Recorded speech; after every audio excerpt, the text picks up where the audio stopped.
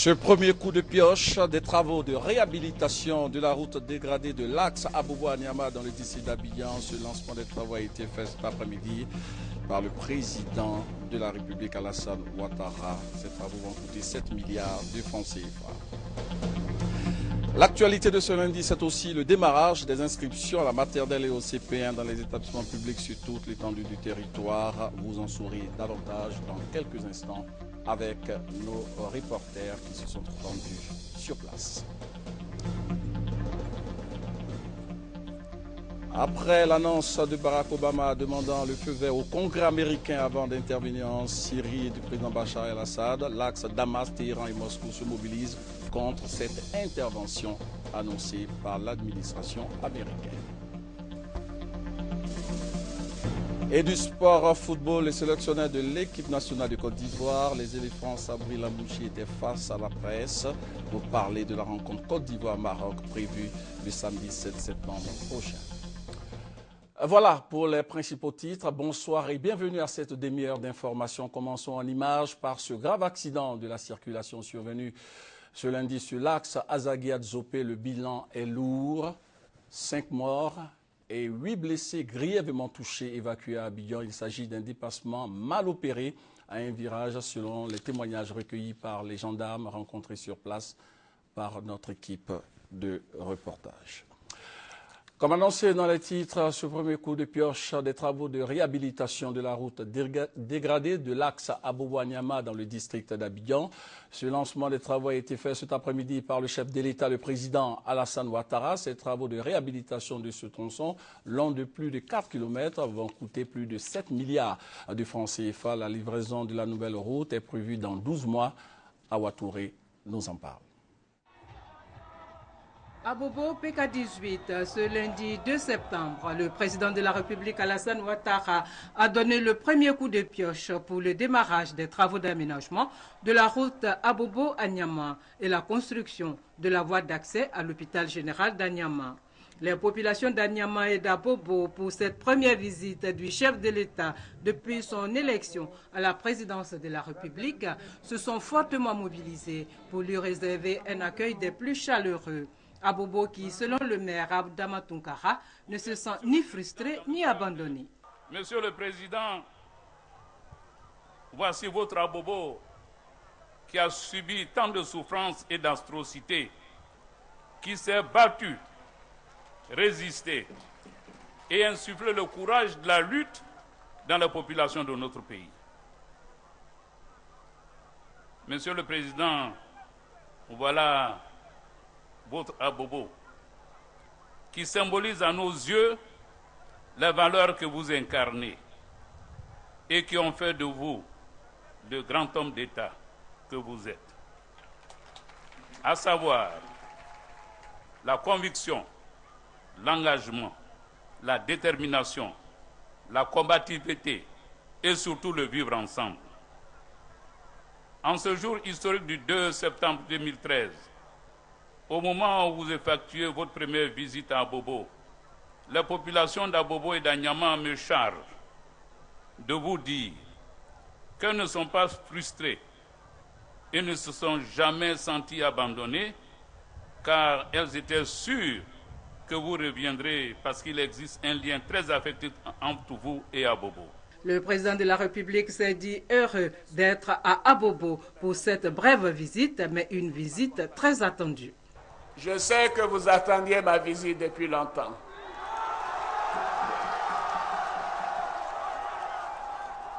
Oui, je le sais, mais vous savez, moi aussi j'avais hâte de vous retrouver. Je vous devais ma première visite, mais j'ai voulu attendre. Je vous ai envoyé des délégations. Je vous ai envoyé la première dame pour venir vous saluer, vous remercier, mais surtout vous présenter mes condoléances et toute ma compassion. C'est donc avec une grande émotion que je suis dans ce quartier symbole de PK18. Oui, PK18 que de journées de douleur quand nous étions à l'hôtel du Golfe, que nous avons traversées à vos côtés. Que de nuits blanches nous avons ressenties pendant que les souffrances étaient énormes ici. Oui, chers frères et sœurs, le lancement des travaux de la voie express d'Abobo à Niama, qui était attendu depuis plus de 10 ans par toute la population, et notamment la chefferie traditionnelle, me donne l'occasion de venir vous dire Yako, Afo. Oui, chers frères et sœurs, votre engagement pour l'avènement d'une Côte d'Ivoire démocratique a été remarquable. Je connais mieux que quiconque les difficultés, les souffrances, la détresse qui a été les vôtres. Je ne pouvais pas donc venir ici sans vous apporter des solutions aux nombreux problèmes que vous vivez quotidiennement. Oui, je l'ai dit, des délégations sont venues à mon nom, y compris la première dame qui était là en mai dernier, pour aider nos mères, nos sœurs, nos filles, bien entendu, nos papas, nos frères, nos sœurs, nos enfants, à réaliser des projets qui leur permettront de prendre en charge leur famille. Et à cette occasion, souvenez-vous, ce sont 100 millions de francs CFA en chèque FAFSI qui ont été distribués à 1000 femmes d'Abobo quand la première dame, Fanta Bey, était ici en mai dernier. Ce sont des populations heureuses qui ont tenu à dire merci au président de la République, Alassane Ouattara. Voilà, après la cérémonie officielle, eh bien, des réactions ont été recueillies par notre reporter sur place, Awa Touré. Je voudrais remercier M. le Président de la République de Côte d'Ivoire qui a toujours eu de la compassion, qui a toujours aimé Abobo. Et nous voudrons, à cet instant précis, lui dire merci. Nous avons été toujours là pour lui et en 2015, on sera là. Avec l'arrivée du président, c'est un espoir qui renaît pour la population, surtout car Bobo a constitué véritablement le pôle de bataille pour que la démocratie puisse triompher. Et donc aujourd'hui, c'est un peu comme si le président venait réhabiliter les populations d'Abo. C'est une véritable joie pour nous de voir qu'à travers cette réalisation, c'est le désenclavement de la cité d'Anyama. Et vous savez que le président Houphouët-Boigny avait dit que c'est la route qui précède le développement. Tant qu'il n'y a pas de route, il n'y a pas de développement. Et avec cet ouvrage, nous pensons que véritablement Anyama et Abobo peuvent décoller à nouveau. Ça fait 12 ans que nous avons entendu cette réalisation. Aujourd'hui, le président nous donne l'occasion de communier à Anyama, à Bobo. Je pense qu'avec la réalisation de cette route, nous pouvons maintenant nous rendre visite mutuellement et puis entamer notre développement véritable. Et donc nous sommes très heureux pour les travaux qui vont démarrer et nous souhaitons que ça arrive à terme pour que les populations puissent se côtoyer, se voir, se fréquenter et fraterniser. On peut gagner l'argent. À Bobo, Pécadi, là, ça nous arrange trop. Route là, si on fait là, ça va trop réussi. De toute façon, on est content là. Dès qu'on a fait, la route là, ça va finir. Devant nous tous, on va fêter un jour encore. Voilà, c'était le volet message entre le chef de l'État et les populations que vous a proposé Awa Touré. Donc le reportage complet de cette cérémonie dans nos prochaines éditions.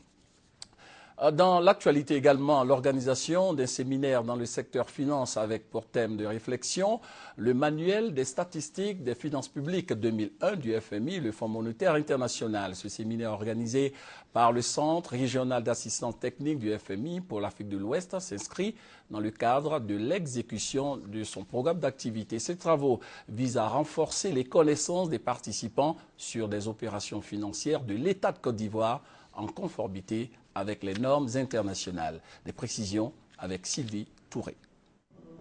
Produire des statistiques fiables et conformes aux normes internationales, un impératif pour la ministre chargée de l'économie et des finances, Nialé Kaba. Elle l'a signifié à l'ouverture du séminaire régional consacré au manuel des statistiques et des finances publiques 2001 du FMI.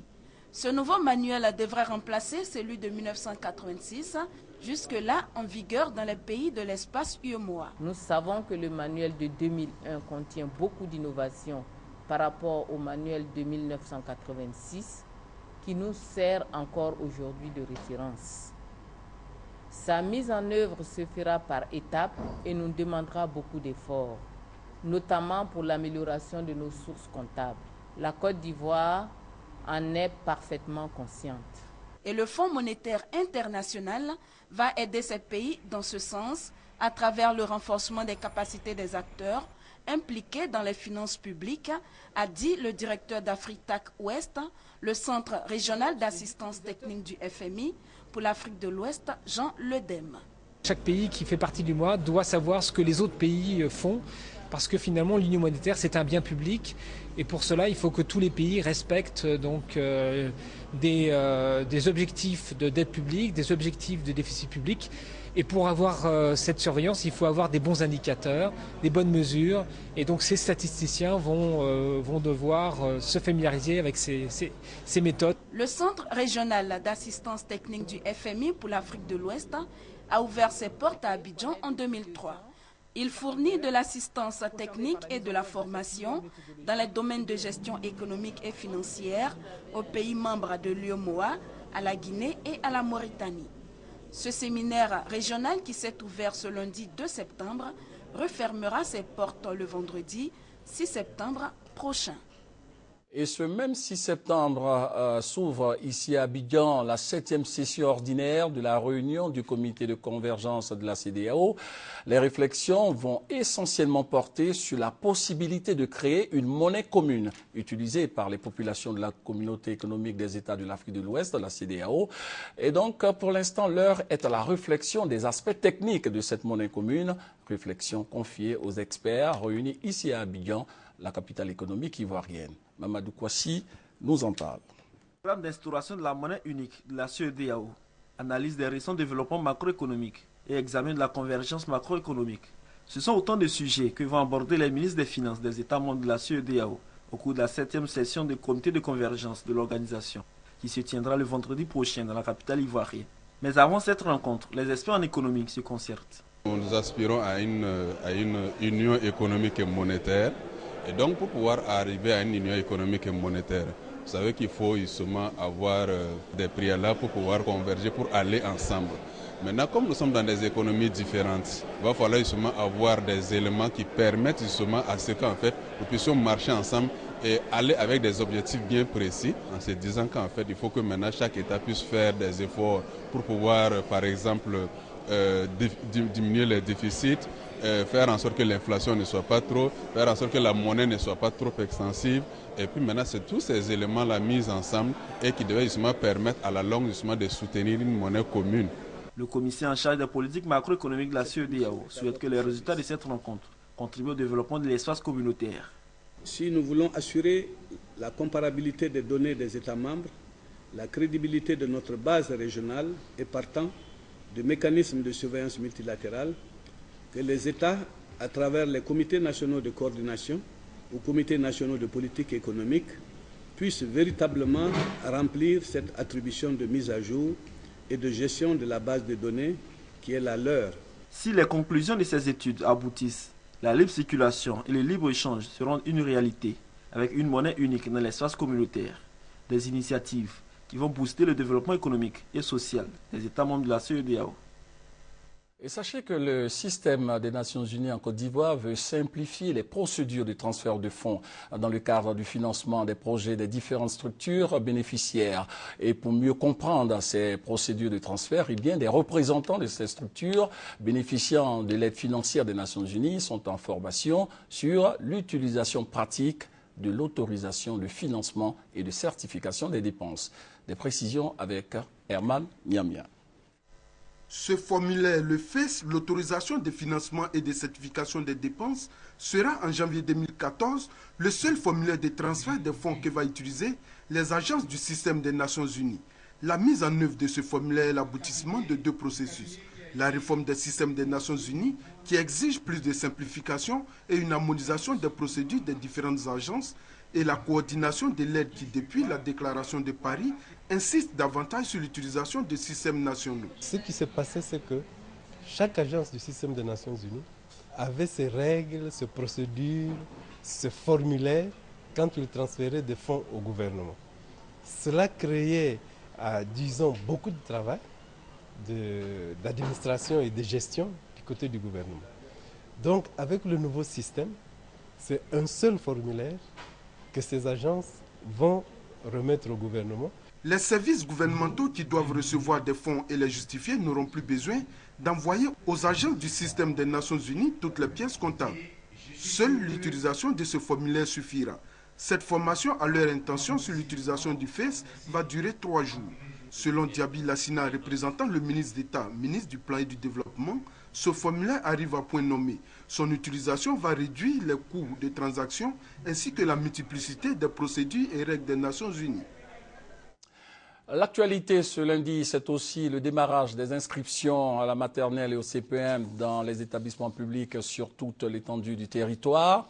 Pour le préscolaire, sont concernés les enfants de 3 à 5 ans et pour le CP1, cours préparatoire première année, ceux âgés de 6 à 9 ans. Pour ce début d'inscription, pas grande affluence, le constat a été fait ce matin par notre équipe de reportage conduite par Patricia Oumou-Etia. Cours déserte, atmosphère de vacances, des directeurs anxieux. Premier jour d'inscription au cours préparatoire première année. Les parents d'élèves ne se sont pas présentés en grand nombre. Nous n'avons reçu que 6 parents. Or, nous sommes dans un groupe scolaire de 6 écoles. Les 6 directeurs sont présents, mais aucune affluence. Groupe scolaire Front Lagunaire, toujours dans la même commune. Plus de 15 inscrits sur la liste. Cependant, l'accent est mis sur les conditions d'âge pour le CP1. Les enfants de 3, 4 ans, 5 ans, s'ils ont fait le préscolaire, alors le recrutement passe rapidement. Aspect que respectent les parents d'élèves. Il a fait la petite section et la moyenne section. Et on m'a dit qu'il pouvait faire le CP1. Les inscriptions au cours préparatoire première année pour la rentrée scolaire 2013-2014 sont gratuites. Elles s'effectuent sur toute l'étendue du territoire national du 2 au 7 septembre 2013. Il faut noter que les enfants ne disposant pas d'acte de naissance peuvent être inscrits sur engagement des parents à remplir toutes les conditions nécessaires dans les meilleurs délais. Ces inscriptions à la maternelle et au CP1, Patricia Oumou l'a dit tout à l'heure, sont entièrement gratuites. Sont concernés par l'inscription à la maternelle et au CP1 tous les enfants dont l'âge est compris entre 3 et 9 ans. Le préscolaire, c'est les enfants de 3 à 5 ans. Et le CP1, ce sont les enfants de 6 à 9 ans.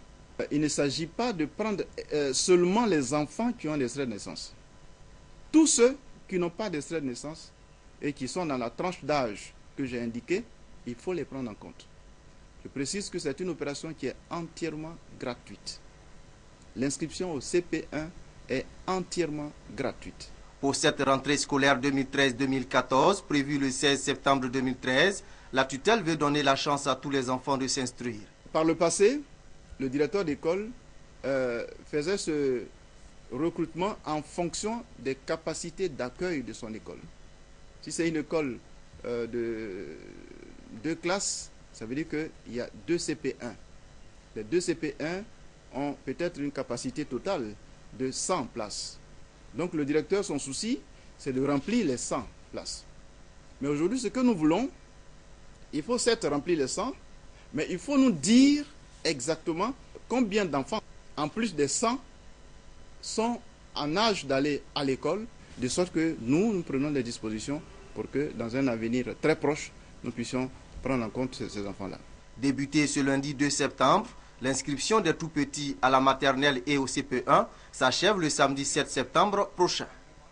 C'était le compte-rendu de Francis Boifo. Restons toujours dans le domaine de l'éducation nationale.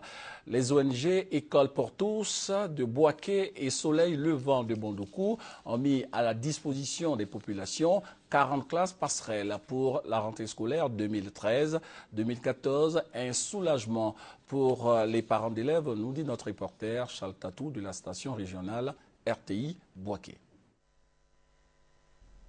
Pour la prochaine rentrée des classes, la ville de Kong et les villages de la commune bénéficieront de 108 classes du primaire. Des infrastructures telles que les routes, les centres de santé, l'électrification, l'adduction en eau potable sont en nette amélioration. Tous ces efforts sont à mettre à l'actif du tout nouveau conseil municipal avec à sa tête le ministre Birahima Tene Ouattara. Le nouveau maire invite donc les Konga à s'unir pour le développement de leur localité. L'appel que je peux lancer, c'est l'appel à la cohésion, l'appel donc au soutien, pour qu'on puisse quand même mener quelques chantiers sociaux au niveau de Kong. C'est le plus important en réalité. Mais il faut donc pour cela qu'il y ait de la solidarité et de la cohésion.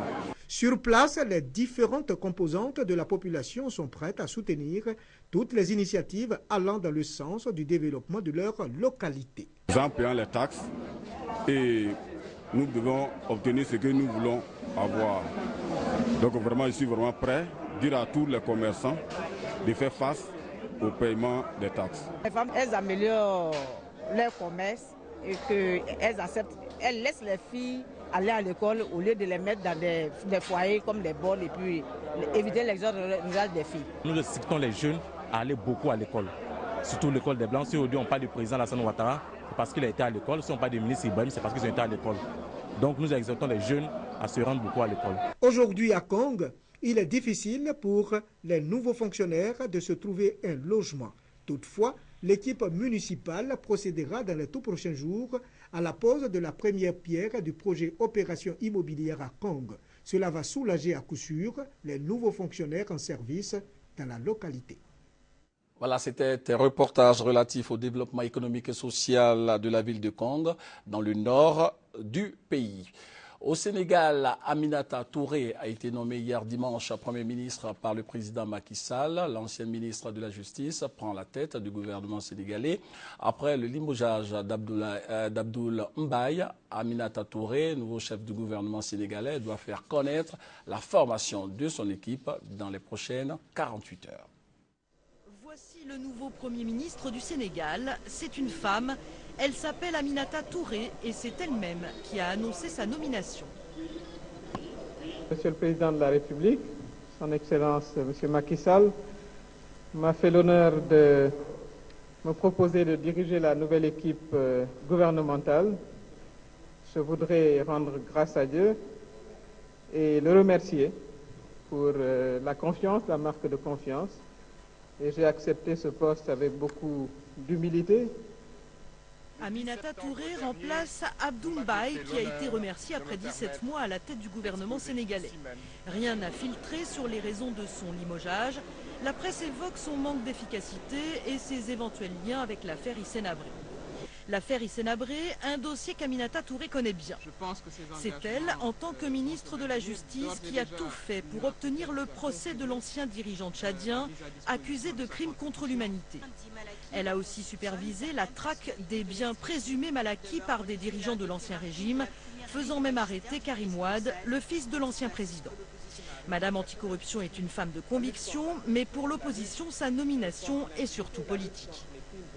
Je crois que le président avait aussi besoin de répondre à la forte demande des militants de son parti qui voulaient un Premier ministre membre de leur formation politique. Aminata Touré est la deuxième femme à être nommée Premier ministre du Sénégal. La première, Mame Mador Boye, a tenu les rênes du gouvernement pendant 9 mois en 2001. La nomination d'Aminata Touré est plutôt bien perçue par les Sénégalais. Elle a quand même prouvé aux Sénégalais qu'elle était une battante. Et elle a ses convictions. Elle va jusqu'au bout. L'essentiel est que le Premier ministre qui est nommé soit capable de répondre aux attentes des Sénégalais. Et les attentes des Sénégalais sont nombreuses. Emploi, santé, électricité, coût de la vie. Celle que l'on surnomme Mimi aura fort à faire pour sortir le pays de la crise à quelques mois des élections locales. Après l'annonce de Barack Obama demandant le feu vert du Congrès américain avant d'intervenir en Syrie, John Kerry, le secrétaire d'État américain, multiplie les interventions pour assurer qu'il existe des échantillons prouvant l'utilisation de gaz syrien en Syrie. Dans l'attente du 9 septembre, date à laquelle le Congrès américain pourrait se prononcer sur la frappe annoncée par Barack Obama contre la Syrie, l'axe Damas-Téhéran-Moscou mobilise. Depuis la capitale syrienne, le régime montre via la télévision chinoise des manifestations de soutien à Bachar el-Assad et des témoignages répétant tous la même chose. On n'a pas peur de la frappe. On est dans la rue et on l'attend. On résiste sur notre terre et on est prêt à la défendre jusqu'à notre dernière goutte de sang. Scandant jusque dans la nuit des slogans à la gloire de l'armée loyaliste, ces partisans se disent même prêts à servir de bouclier humain à certaines installations du pays. Protéger les installations, c'est quelque chose qui nous concerne tous. Les installations électriques, la télévision syrienne ainsi que d'autres télévisions du pays. Nous sommes prêts à servir de bouclier. Nous n'avons rien d'autre que nos corps à offrir à la Syrie. Venu apporter le soutien de la République islamique à son allié syrien, passage obligé pour accéder au Hezbollah libanais, le chef d'une délégation parlementaire iranienne a renouvelé sa menace de débordement régional du conflit. Nous pensons qu'une agression militaire contre la Syrie s'étendra à tout le Moyen-Orient et le brûlera. Et cela menacera avant tout la sécurité d'Israël. Si une guerre avait lieu, Israël sera vaincu définitivement. Dans l'incertitude de ce que fera Barack Obama, le grand allié russe multiplie lui les protestations. Après avoir réfuté les preuves fournies par les Occidentaux, Sergueï Lavrov a prévenu qu'une action américaine reporterait pour longtemps, voire à jamais, les perspectives d'une conférence de paix à Genève. Du sport football, avant de refermer ce journal, le sélectionneur de l'équipe nationale de Côte d'Ivoire, les éléphants, Sabri Lamouchi, était face à la presse pour parler de la rencontre entre la Côte d'Ivoire et le Maroc, prévue le samedi 7 septembre prochain. Cette rencontre s'inscrit dans le cadre des éliminatoires du deuxième tour de la Coupe du Monde 2014 au Brésil. Cathy Touré. La lourde défaite des éléphants de Côte d'Ivoire, 4-1 à l'avantage du Mexique en amical, a constitué la majorité des questions des journalistes au cours de la conférence de presse précédant la rencontre Côte d'Ivoire-Maroc et comptant pour la 6e journée des éliminatoires du mondial brésilien. Face à la presse, Sabri Lamouchi s'est expliqué. Ce fut un match, certainement pour moi depuis que je suis ici, le plus difficile à mettre en place. Pourquoi il y a eu tant de difficultés? Parce que les clubs sont, pour le premier match de la saison, veulent conserver à juste titre ou non, c'est une date FIFA, ils sont dans l'obligation de nous laisser les joueurs, mais on a connu quelques problématiques d'ordre administratif. Je n'ai pas beaucoup de choses à reprocher à mes joueurs dans l'investissement. Ils ont couru, même parfois trop couru, mais ils n'ont pas défendu ensemble. Le bloc équipe n'existait pas, ou difficilement. On était loin les uns des autres. En ce qui concerne le match du 7 septembre prochain, le technicien franco-tunisien compte l'aborder avec le plus grand sérieux, contrairement à certains qui le qualifient de match de gala, vu que les éléphants sont déjà qualifiés pour le dernier tour, car pour Sabri Lamouchi, il faut renouer avec la victoire. Dans l'effectif des éléphants, léger remaniement. La liste passe de 25 à 24 joueurs. Ndri Romaric remplace Gosso Jean-Jacques blessé. Une autre défection chez les gardiens de but cette fois, Cissé Abdul Karim en remplacement de Sangaré Badra Ali en essai aux États-Unis. L'attaque des éléphants sera amputée de Boli Matisse, également blessé. La bonne note reste les retrouvailles Didier Drogba, Yaya Touré.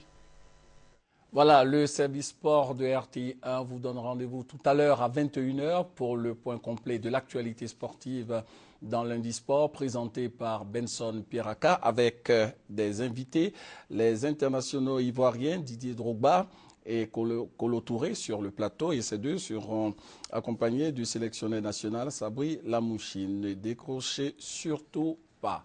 Fin de ce journal préparé par l'ensemble de la rédaction et supervisé par Sylvie Touré. Bonne suite du programme sur RTI 1.